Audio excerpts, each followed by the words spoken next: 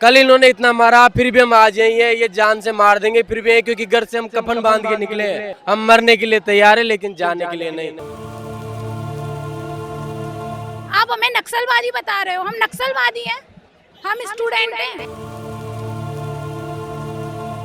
अगर हम यहाँ 1 घंटे भी है ना, वो भी हमारी पढ़ाई का लॉस हो रहा है।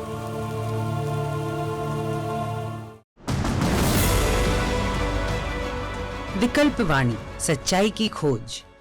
दोस्तों नमस्कार, विकल्प वाणी सच्चाई की खोज में आपका स्वागत है। इस समय विकल्प वाणी की टीम दिल्ली के जंतर मंतर पे है।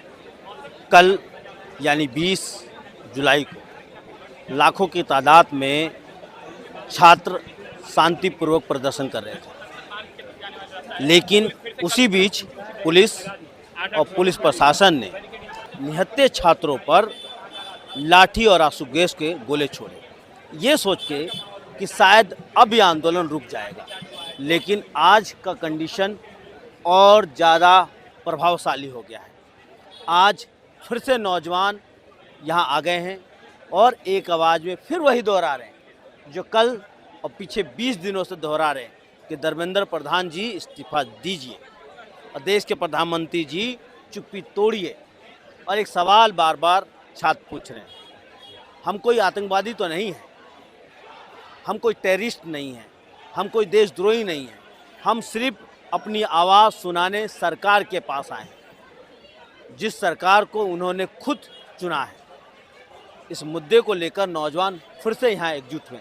कई नौजवान हैं जिनसे हम बातचीत करेंगे और कल के हालात के बारे में जानने की कोशिश करेंगे और उनके अनुभव को समझने की कोशिश करेंगे। आइए उनसे बातचीत करते हैं।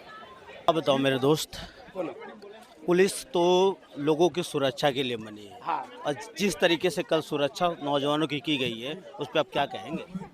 ये दिल्ली पुलिस है ना, ये पुलिस है, बोल रहा हूँ, क्योंकि इनके पास कल जो पुलिस फोर्स थी उनके नेम प्लेट नहीं थे। वो क्या बीजेपी के गुंडे थे, क्या आरएसएस के गुंडे थे, ये आंदोलन खत्म करना चाहती थी। वो कौन है लोग हमको मालूम नहीं था। वो सिर्फ मार रही थे नौजवानों को, वो पकड़ कर वो स्टूडेंट को मार रही थी। अरे हम क्या अतिरिक्त है, इस देश के नागरिक है। हमारा क्या गलत है क्या हम इस देश में पैदा हुए? हमारा गलती हुआ है क्या? अरे इस देश में हम पैदा हुए, हम इस देश में पैदा होकर हम पढ़ाई कर रहे हैं अच्छे से, हमारे माँ बाप पैसा लगा रहे हैं और फिर बाद में ये जाकर ये इधर आके पेपर लीक हो रहा है। तो हमारा पढ़ाई करने का मकसद क्या है?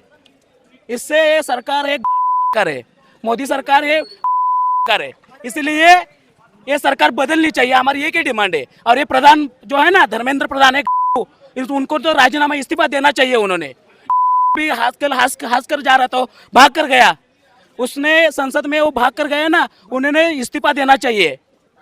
बच्चों पे लाठीचार्ज हुई और वो सांसद निकलने के बाद हंसते हुए जा रहा है। ऐसा लग रहा है कि हमने जैसे बहुत बच्चों के ऊपर फूल माला बरसाया हो। कितने बच्चे घायल हो गए, कितने बच्चे, 2-4 बच्चों की मौत हो चुकी है। इसमें हमारे आंखों के सामने ये सब सारी चीजें बीती हुई है। ऐसा नहीं है कि हम कहीं बाहर से आए। ये बहुत सारी वीडियो देखने के नेम प्लेट तो थे ही नहीं, बहुत सारे बिना वर्दी के भी लोग थे। हाँ, वो लोगों ने मारा सर। और अभी भी यही कर रहे थे, इनके पास मतलब वो नहीं थी, नेम प्लेट नहीं थी। कौन है, गुंडे हैं, हम भाई कैसे पहचानेंगे वर्दी ग्रुप में कौन है? ये कई जो यहाँ लोग खड़े हैं इनके पास कोई नेम प्लेट नहीं है, किसी पे नेम प्लेट नहीं है, बिना नेम प्लेट के लोग खड़े हैं। कल भी हमें ऐसे लोगों ने मारा है, बहुत मारा है। हम इधर आने का, हम डरेंगे नहीं इस डंडे से, हम और लड़ेंगे और जीतेंगे भी। और ये जो प्रधान है धर्मेंद्र प्रधान, उसका इस्तीफा लेके ही रहेंगे। मैम आप लोग प्रोटेस्ट में आए? कल की हालत के बावजूद छोटे छोटे बच्चों को भी लेके आप आ गए। सर फ्यूचर तो उनका भी है ना, अकेले इनका तो नहीं है जिन्हें लगी, सबका फ्यूचर है। हर कोई स्ट्रगल करेगा एक साथ, तभी जीत पाएंगे हम। ये बहुत बड़ी बात है। कल जो हालत था, हर माँ बाप अपने बच्चों की सुरक्षा की बात करेगा और कहेगा कि मत जाना प्रोटेस्ट में, लेकिन यहाँ तो हम देख रहे हैं छोटे छोटे बच्चों को लेके प्रोटेस्ट में आए हैं, ये कहते हुए कि जिन बच्चों को चोट लगी है वो भी हमारे बच्चे थे और जो अभी हमारे बच्चे पढ़ रहे हैं उनका भविष्य क्या है, उनके भविष्य को बचाने के लिए वो प्रोटेस्ट में आ रहे हैं। जो कोशिश की जा रही है कि लोग ना आए। मैं बता तो रही हूँ, पहले हमारे साथ हुआ जनपद गेट नंबर 2 पे पुलिस वाले आए, हम 4-5 लड़कियां थी, एक लड़की रो भी रही थी, हम उसके साथ थे। पुलिस वाले कह रहे यहाँ से जाओ, हमने कहा सर आप हमें हाथ नहीं लगा सकते, पहले लेडीज पुलिस को बुलाओ। ठीक है, 5 मिनट के अंदर उसने लेडीज पुलिस को बुलाया, वो हमें धक्का मार रही है। हमने कहा मैम आप धक्का नहीं मार सकते, क्योंकि हम आपको धक्का नहीं मार रहे, आप नहीं मार सकते। धीरे धीरे करके वो हमें आगे तक ले गई है धक्का मार के। उसका जब मैंने कहा ना मैं वीडियो बना रही हूँ, आप पहले नेम प्लेट दिखाओ, तो क्या कर रही है, कहाँ से दिखाएं, क्यों दिखाएं हम, तुम क्या कर लोगे नेम प्लेट से। हमने कहा पहले हमें नेम प्लेट दिखाओगे जब हम बोलेंगे आपकी दिल्ली पुलिस हो। जो हमारे साथ हमारे भाई प्रोटेस्ट में आए हुए थे वही तो हमें प्रोटेक्ट कर रहे थे ना, उसके अलावा तो हमारे साथ कोई नहीं था। लड़कियों को वो इतने अच्छे तरीके से प्रोटेक्ट कर रहे, फिर भी ये उनके ऊपर लाठी चार्ज करे ताकि वो हमें प्रोटेक्ट ना कर सके। ये उनका काम था कि हमें वो प्रोटेक्ट करे, बट उन्होंने नहीं किया है, यहाँ के यूथ ने हमें प्रोटेक्ट किया है। जो बांग्लादेश नहीं बनने दे सकते, हम देश को नेपाल नहीं बनने देंगे। इसका मतलब तुमने स्वीकार कर लिया है, इनडायरेक्टली कहो इसको, मैं तो डायरेक्ट स्वीकार कर लिया है कि तुमने देश में ऐसे हालात पैदा कर दिए हैं कि इनको जंजी बन के बांग्लादेश बनाना पड़े। लेकिन कल मैं यहाँ था, मैंने देखा बच्चों ने जितना मैक्सिमम रिस्ट्रेंट दिखाया है ना आज की युवा पीढ़ी से, बहुत बढ़िया दिखाया है। तो इनसे एक रिक्वेस्ट करता हूँ कि भाई साहब ऐसे हालात पैदा ना करो। बताइए सर, ये दिल्ली पुलिस के बारे में थोड़ा कहना चाहता हूँ। दिल्ली पुलिस आज अनाउंस कर रही है कि कार्रवाई कर दी जाएगी। कार्रवाई तुम धर्मेंद्र प्रधान क्यों नहीं करते? अरे उनसे कार्रवाई हो जाती तो ये हुजूम ही नहीं आता। लाठी चार्ज कर रहे, बोले आज फिर लाठी चार्ज करो, तुम लाठी चार्ज कल खाएं आज भी खाएंगे, आज यहीं मर जाएंगे, लेकिन यहाँ से उठेंगे नहीं। धर्मेंद्र प्रधान भाई सीबा देना ही होगा। कल एक ही जगह जब हमारे बालक यहाँ मर रहे पिट रहे हैं तो हम भी उनकी गैल हैं, हम भी मरे पिटेंगे। और ये मोदी की छुट्टी है, जो यूँ करे सो कर ले, हम बिल्कुल नहीं डरते इससे। हमारी तीनों बूढ़ी इन बच्चों के साथ है, बाबा है, बेटा है और इनका जो है पोता है वो भी यही जो है इसमें है। और तो हम तीनों पीढ़ी जो है हमारी जो है इस आंदोलन में है। और मोदी जो तूने जो अज्ञात करा है, मोदी हम तुम्हें जो है जवाब देने के लिए आए हैं और तुम्हें जो उखाड़ फेंकने का काम करेंगे। सरकार का एक आरोप है कि नौजवान जो है उग्र हो चुके हैं, लेकिन मैं आपको एक नौजवान दिखाता हूँ क्या कर रहा है। सर, सब यहाँ प्रोटेस्ट कर रहे हैं, सरकार कह रही है कि आप उग्र हो रहे हो, आप तो कूड़ा उठा के सेवा भी कर रहे हो और आवाज़ भी उठा रहे हो। कुछ नहीं है भाई, ये हमारी ड्यूटी है। जैसे कूड़ा उठा के फेंकेंगे ना, ऐसे ही इन सत्ताधारियों को फेंकना है बस। ये जो गुस्सा है सरकार के प्रति, जिस सरकार का काम था इस छात्रों से बात करके इस समस्या का हल करना, लेकिन सरकार पुलिस को आगे करके लाठी और आंसू गैस का इस्तेमाल करके नौजवानों की आवाज़ दबाने की कोशिश कर रही है। लेकिन नौजवान चुप रहने वाले नहीं हैं, आवाज़ उठाते जा रहे हैं। और भी नौजवान हैं जिनसे हम बातचीत करेंगे और समझने की कोशिश करेंगे कि जिस तरीके से आरोप लगाया गया कि शांतिपूर्ण प्रदर्शन नहीं हो रहा है, उग्र हो रहा है, लेकिन यहाँ छात्र अपनी आवाज़ उठा रहे हैं। सर, आप लोग तो वकील हैं, आपका क्या काम है यहाँ पे? सर, हमारा काम ये है कि अगर हम लोग वकील हैं तो वकील से पहले हम लोग भी स्टूडेंट ही थे, हमने भी ये सब चीज़ें सही है और हम लोग अपने फ्यूचर के जो भाई बहन हैं उन लोगों के सपोर्ट के लिए आए हैं। हमें पता चल रहा है, दिख रहा है कि माननीय प्रधानमंत्री जी कितना गलत कर रहे हैं। एक व्यक्ति को बचाने के लिए 160 करोड़ लोगों का आवाज़ को दबाया जा रहा है। कल जिस तरीके से पुलिस ने, आप तो कानूनी भाषा बढ़िया से बताएंगे, क्या 163 धारा लगाकर जायज मांग को दबाना और इस तरह से लाठी बरसाना जायज लगता है? कानूनी भाषा ही है ये? बिल्कुल भी कानूनी भाषा नहीं है। देखिए, अगर व्यक्ति लोग अगर यहाँ पे जो प्रोटेस्ट कर रहे थे वो लोग दंगा करते, उनके हाथ में पत्थर होता, उनके हाथ में कोई वेपन होता, तब तो ये लोग उनको मार रहे थे। तो मेरा कहना है कि बिल्कुल सही कर रहे थे। लेकिन कल का प्रोटेस्ट बिल्कुल शांतिपूर्वक प्रोटेस्ट था। तो इन लोगों ने जो भी कुछ किया ना, पूरा का पूरा गलत किया। लेकिन स्टूडेंटों ने उसके विपरीत में पुलिस वालों के साथ कुछ भी दुष्व्यवहार नहीं किया है। भी आगे ही थे, हम 3 दिन से यही हैं। कल आगे थे, बिना किसी कसूर के, बिना किसी कारण की इन्होंने मारपीट करी। प्लस इनके बीच में कुछ बिना नेम प्लेट वाले गुंडे थे, बिना नेम प्लेट वाले और सिविल ड्रेस में थे, जिन्होंने मारपीट करी। हमारे एक दोस्त का हाथ भी तोड़ा, उन्होंने बहुत बुरी तरीके से मारा है, जबकि हमारा कोई कसूर नहीं था। इन्होंने इस प्रोटेस्ट को बदनाम करने के लिए टूटी फूटी गाड़ियाँ भी आगे जाके रखी थी, ये दिखाने के लिए कि प्रोटेस्ट वालों ने उनको तोड़ा। लेकिन ऐसा कुछ नहीं था। हम जब प्रोटेस्ट लेके जा रहे थे उससे पहले गाड़ियाँ तोड़ के वहाँ पे रख रखी थी खराब करने के लिए। ईंटों का ट्रक भर के वहाँ पे रख रखा था, जबकि इस जगह पे ईंटों का ट्रक का क्या काम है? दोस्तों, यहाँ नौजवान एक ही बात कह रहे हैं, हम कोई आतंकवादी नहीं है, हम कोई देशद्रोही नहीं है, हम सिर्फ उस व्यक्ति से इस्तीफा मांगने आए हैं जिसकी जिम्मेदारी थी परीक्षाओं को सही तरीके से आयोजित करना, जो इसे करने में नाकामयाब रहे हैं।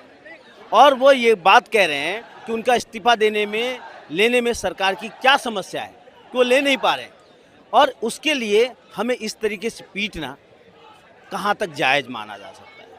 ये न्याय नहीं है, यह अन्याय है। इसके खिलाफ छात्र यहाँ इकट्ठा हुए हैं और छात्रों ने एक बात कही, जितना मारोगे उतनी तेज़ी से हम आवाज़ बुलंद करेंगे, हम रुकेंगे नहीं जब तक धर्मेंद्र प्रधान इस्तीफा नहीं दे देते।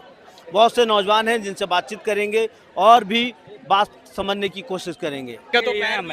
हाँ, ये लगा फ्रैक्चर हुआ था, जान बचा के कल बचे जैसे भी बचे हैं। ये आज हम लेके जा रहे हैं मास्क, और ये नहीं ले जाने दे रहे। खजुराहो से MP मध्य प्रदेश से आया हूँ, लाइब्रेरी से था, 12 बजे तक लाइब्रेरी में पढ़ा। इसके बाद मैं भी पढ़ने वाला बच्चा हूँ, यहाँ नहीं, मैं भी BPSC बिहार का एग्जाम देने गया था, ADO का, देख लेना, चेक कर लेना। जिस तरीके से बिहार गया था, नेपाल बॉर्डर साइड जिस तरीके से गया था, बाद में फिर 10 दिन बाद कैंसिल हो गए थे पूरा। वो तो बड़े एग्जाम है जो बातचीत चलती है, छोटे एग्जाम कितने जो नहीं बातचीत होती है। अब ये सब मना कर रहे हैं, इससे हम क्या लड़ेंगे थोड़ी, अपने सुरक्षा के लिए लेके जा रहे हैं। हर 2 मिनट के अंदर एम्बुलेंस, कल मैं खुद ही वहाँ पे था, और लाठी चार्ज सबसे पहले पुलिस ने चार्ज करी है, हम लोगों ने तो कुछ भी करा नहीं। मेरे खुद पड़ी कर लाठी, मैं खुद पहले वहाँ से भागा। क्यों भागा? क्योंकि हम लोगों ने कुछ भी, समझ लो, वहाँ पे कुछ भी गलत नहीं करा। कुछ भी वहाँ पे अगर गलत करा हो तो आप कहिए। सबसे पहले पुलिस ने लाठी चार्ज करी। दिल्ली NCR में ट्रक का पत्थर कैसे आया? बिना परमिशन के आ सकता है? पहले से खड़ा था, और 4-5 कार खड़ी थी कि ये पत्थर टूटे, इसमें गले तो लोगों को नैरेटिव मिले। ये बताइए, पत्थर का ट्रक कैसे आया, किसकी वजह से आया, क्यों आया? हम लोग लाए हैं, चेक करके गए, बाद में कैमरे हटा दिए, सब कुछ, अंदर नहीं अब जाने दे रहे। जी सामने जो ट्रक था पुलिस भर के लाई थी, उन्होंने पत्थरबाजी की है। और आप देखो, शायद कल वहाँ भी करते एक पुरानी गाड़ी टूटी पड़ी है, 20 दिन से एक्सीडेंट है, उसके लिए भी करी प्रदर्शनकारियों ने तोड़ी है। और एक 4 साल की बच्ची की भी मौत हुई है। कौन जिम्मेदार? IG ने पटेल चौक पे आदेश दिया और वो बच्ची की मौत हो गई। अब मृतकों का भी डाटा बाहर नहीं आ रहा है, और एक भी पुलिस वाला घायल नहीं हुआ है। ये सब फर्जी हाँक रहे हैं। आप जो सरकार में बैठ के जो तानाशाही कर रहे हैं, हम जैसे युवाओं के, जिनके मेरे खुद के 3 पेपर जो है लीक हो चुके हैं इस सरकार में, हम क्या करें? मर जाएं? कहाँ जाएं हम लोग? यहाँ अगर अपनी आवाज़ उठा रहे हैं तो आप लाठियाँ मार रहे हैं, हम पर आंसू गैस के गोले बरसाए जा रहे हैं। क्या है, हम आतंकवादी हैं? हम क्या हैं?